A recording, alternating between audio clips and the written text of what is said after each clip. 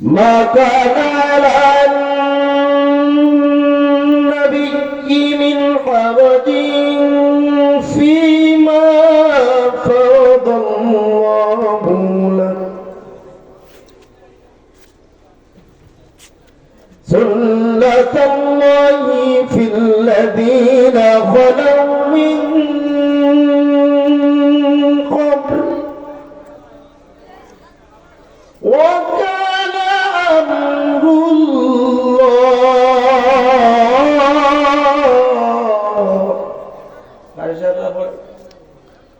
যে জি লাহানে কোরআন তেলাওয়াত করবে শুনতেই মনে চাবে কথা বলেন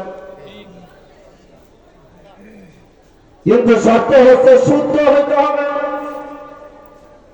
অশুদ্ধ তেলাওয়াত করা যাবে না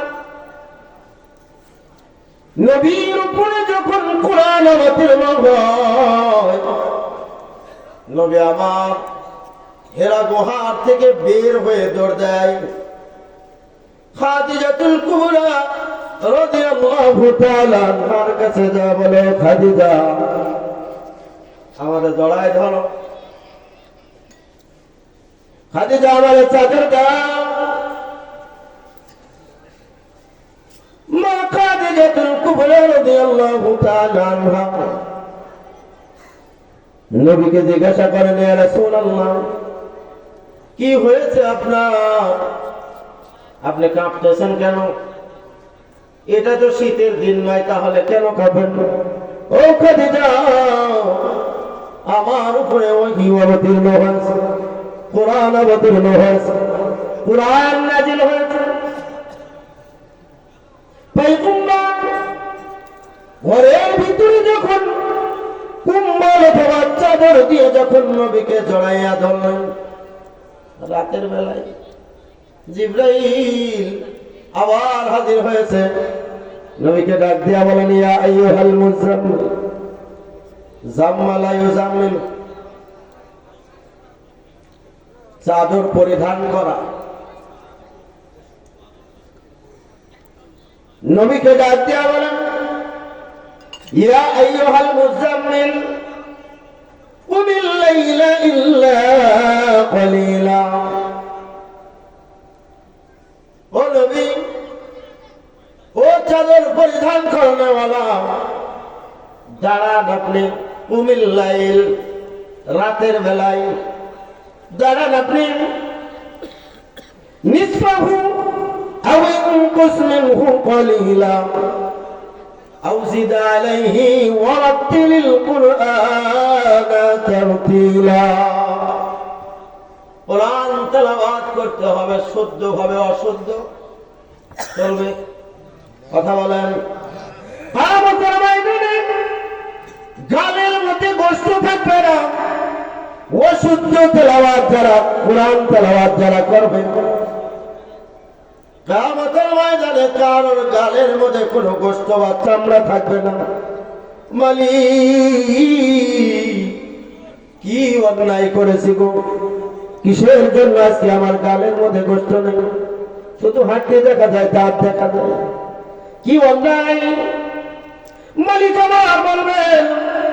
দুনিয়ার জমিনের ভিতরে তোমার উপরে আমি কোরআন দিয়েছিলাম এই কোরআনটা আমি 2,24,000 মতান্তরে 1,24,000 পয়গম্বর যতগুলো আমি দিয়েছি কোন নবীর উপরে কোরআন দেয় নাই মুহাম্মদুর রাসূলুল্লাহ সাল্লাল্লাহু আলাইহি ওয়াসাল্লামের উপরে আমি কোরআন অবতীর্ণ করেছিলাম এই নবীর উম্মত তোমরা হয়েছো কিন্তু দুর্ভাগা হলো তোমরা কোরআন পড়তে জানো না এই জন্য আজকে শাস্তি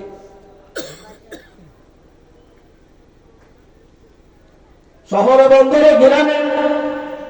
সব জায়গায় মাদ্রাসা মসজিদে মসজিদে ইমাম সাহেব বললেন কোরআন তেলাওয়াতের জন্য আসর খুলে বল সকালবেলা আসেন হাসর পড়ায়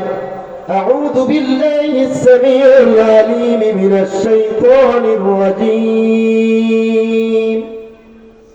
أعوذ بالله السميع العليم من الشيطان الرجيم هو الله الذي لا